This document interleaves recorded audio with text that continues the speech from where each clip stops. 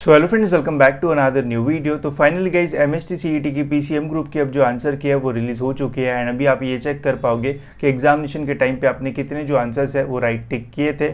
इसके अलावा गाइज वहाँ पे ऑब्जेक्शन रेज करने का भी जो ऑप्शन है वो आ रहा है, तो कैसे आप ऑब्जेक्शन रेज कर सकते हो ताकि आपको और एक्स्ट्रा मार्क्स मिले, तो वो भी मैं आपको इस वीडियो में जो है वो बताऊंगा। एंड आंसर की का ऑप्शन कहाँ आता है वो भी हम इस वीडियो में देखेंगे, तो वीडियो जो है वो पूरा एंड तक देखते रहिए। तो सबसे पहले गाइज आपको आना है सीईटी सर की ऑफिशियल वेबसाइट पे।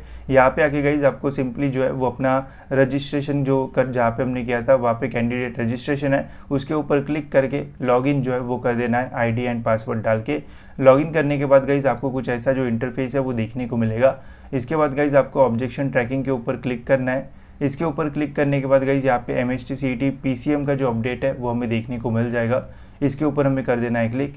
इसके ऊपर क्लिक करने के बाद गाइज यहाँ पे हमें कुछ जो इंस्ट्रक्शंस है वो देखने को मिलता है। इसमें लिखा हुआ है कि अगर आपको एक ऑब्जेक्शन रेज करना है तो आपको 1000 रुपीज़ जो है वो लगेंगे। तो ऑब्जेक्शन रेज कैसे करते हैं, उससे क्या फ़ायदा हो सकता है या फिर नहीं, वो भी मैं आपको बताता हूँ। इसके बाद गाइज आपको प्रोसीड के बटन पे जो है वो क्लिक करना है एंड फिर गाइज हमें जो आंसर की है वो देखने को मिल जाएगी। ठीक है, अब इसमें कैसे चेक करेंगे कौन सा आंसर राइट है कौन सा रॉन्ग है, ऑब्जेक्शन कैसे रेज करेंगे वो मैं आपको बताता हूँ। बट उसके पहले गाइज अगर आपको पता चल गया कि आपको कितने मार्क्स मिले हैं तो फिर गाइज आप कॉलेज दोस्त के परसेंटाइल प्रेडिक्टर का यूज़ करके जान सकते हो कि कितना परसेंटाइल आपको जो है वो मिल सकता है। इसकी लिंक आपको डिस्क्रिप्शन में मिल जाएगी, क्लिक करके ही गाइज आप यहाँ पे जो है वो आ जाओगे।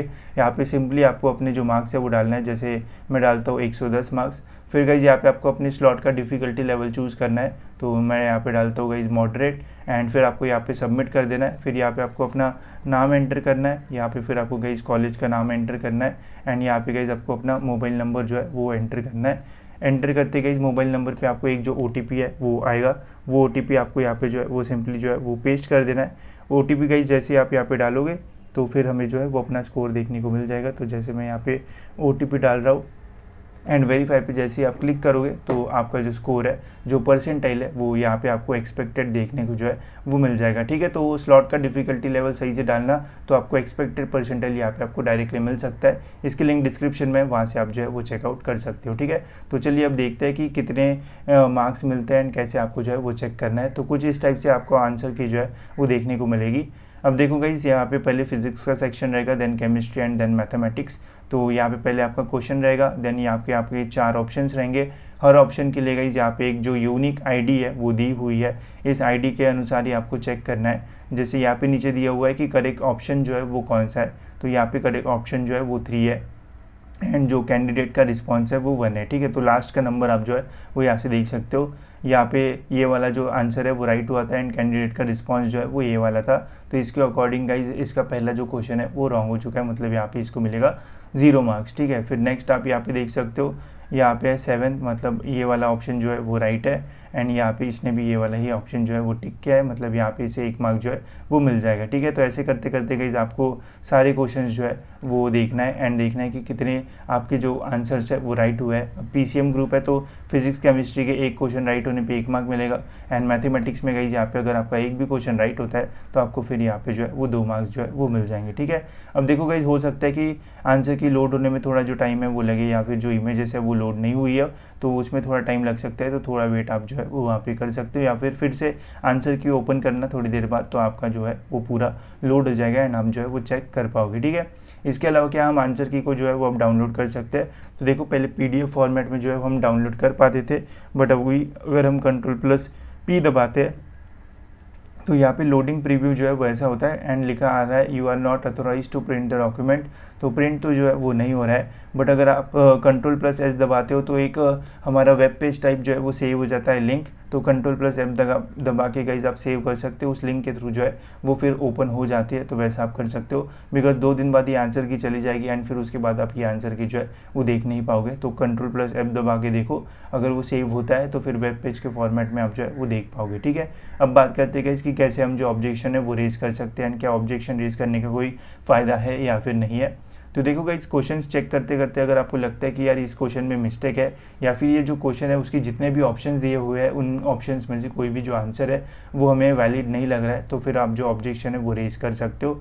ऑब्जेक्शन रेज करने के लिए हर क्वेश्चन के आगे हमें रेज एंड व्यू ऑब्जेक्शन का जो बटन है वो देखने को मिल जाता है। तो इस बटन के ऊपर जैसे कि आप क्लिक करोगे तो यहाँ पे आपके सामने कुछ ऐसा जो इंटरफेस है वो ओपन होता है। तो जब भी आपको लगता है कि ये क्वेश्चन गलत है या फिर यहाँ पे जो ऑप्शन दिए वो सारे ही गलत है, तो फिर यहाँ पे आ गई आपको ऐसा इंटरफेस मिलेगा। सबसे पहले आपको डालना पड़ेगा कि क्या गलत है, क्वेश्चन ही पूरा गलत है या फिर जो क्वेश्चन है वो आउट ऑफ सिलेबस है, सारे जो ऑप्शंस है वही गलत है, मल्टीपल करेक्ट आंसर्स है या फिर इनकरेक्ट की है, ठीक है, मतलब पूरा आंसर की ही गलत है।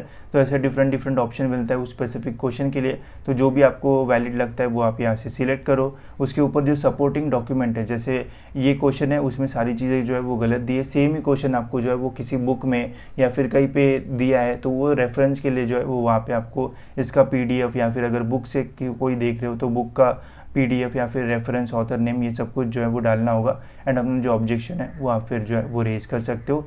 एक ऑब्जेक्शन रेज करने के लिए आपको 1000 रुपीज़ जो है वो पे करना पड़ता है, जो कि एक बहुत बुरी बात है CET सेल की तरफ से, 1000 रुपये एक स्टूडेंट की तरफ से। एंड सपोज़ यहाँ पे अगर ऐसा भी दिया होता है कि सपोज़ इस क्वेश्चन के ऊपर ऑब्जेक्शन पहले से ही रेज हो गया है, तो उसको फिर जो है वो बटन ही जो है वो क्लोज कर देना चाहिए था। बिकॉज एक ही क्वेश्चन पे एक ऑब्जेक्शन रेज करो या फिर 100 ऑब्जेक्शन रेज करो, वो देखा एक ही बार जाता है, ठीक है। तो अगर किसी स्टूडेंट ने उसके ऊपर पहले से ही ऑब्जेक्शन रेज कर दिया है तो फिर वहाँ पे पहले ही बता देना था ये कि एक ऑब्जेक्शन इसके ऊपर रेज हो गया है, तो फिर स्टूडेंट्स के एक्स्ट्रा जो पैसे वो नहीं जाते। बट ऐसा CET सेल जो है वो नहीं करता, बिकॉज उनको भी पता है कि एक ही क्वेश्चन के ऊपर 100-200 भी अगर ऑब्जेक्शन रेज होते तो उनका ही फायदा है, बिकॉज एक स्टूडेंट से 1000 रुपये मिलता है एंड एक ही बार चेक करना पड़ेगा, तो वो सारी चीज़ें होती है। तो ऑब्जेक्शन जब भी रेज करोगे तो थोड़ा ध्यान से करना। एंड अगर आपको कोई क्वेश्चन लगता है कि गलत है तो अपने सर या फिर टीचर्स के पास जाके उनको भी एक बार दिखा देना एंड फिर उसके बाद ही ऑब्जेक्शन रेज करना। रेज करने के फ़ायदे तो होते हैं बट पैसे जो है वो बहुत ज़्यादा लगते हैं, तो सभी स्टूडेंट्स को ऑब्जेक्शन रेज करना थोड़ा डिफिकल्ट होता है। अगर 2-3 क्वेश्चन पे भी ऑब्जेक्शन रेज करते हो तो 2-3 हज़ार आपको यहाँ पे जो है वो देना पड़ेगा। तो ये जो प्रोसेस है वो थोड़ी अच्छी नहीं लगती है मुझे। अगर ऑब्जेक्शन रेज करना ही होता है तो यहाँ पे बता देते कि कितने लोगों ने रेज किया है, ताकि सेम ही स्टूडेंट सेम ही क्वेश्चन के ऊपर जो है वो ऑब्जेक्शन रेज ना कर पाए एंड स्टूडेंट्स का भी जो है वो उसमें फ़ायदा हो पाए, ठीक है। बट अभी तो ऐसा ही है, देखते हैं आने वाले समय में चेंज होता है या फिर नहीं। बाकी ऐसा ही है गाइस। इसके अलावा यहाँ पे ऑब्जेक्शन समरी का ऑप्शन है, तो यहाँ पे आप देख सकते हो क्वेश्चन ID ऐसा कुछ भी अभी इस स्टूडेंट ने ऑब्जेक्शन रेज नहीं किया तो कुछ देखने को नहीं मिलेगा। जब आप ऑब्जेक्शन रेज करोगे तो यहाँ पे आपका आ जाएगा कि कौन सा ऑब्जेक्शन आपने यहाँ पे जो है वो रेज किया हुआ है, ठीक है। तो ऐसी है गाइस हमारी आंसर की। होप्स आपको सारी चीज़ें जो है वो समझ में आ गई होगी। कुछ क्वेश्चन होगा तो आप पूछ सकते हो। एंड परसेंटाइल प्रेडिक्ट करने के लिए गाइस जो परसेंटाइल प्रेडिक्टर है इसका आप यूज़ कर सकते हो, इससे भी आपको हेल्प हो जाएगी, ठीक है। तो इस वीडियो में इतना ही, मिलते हैं गाइस ऐसी और एक इन्फॉर्मेटिव वीडियो में।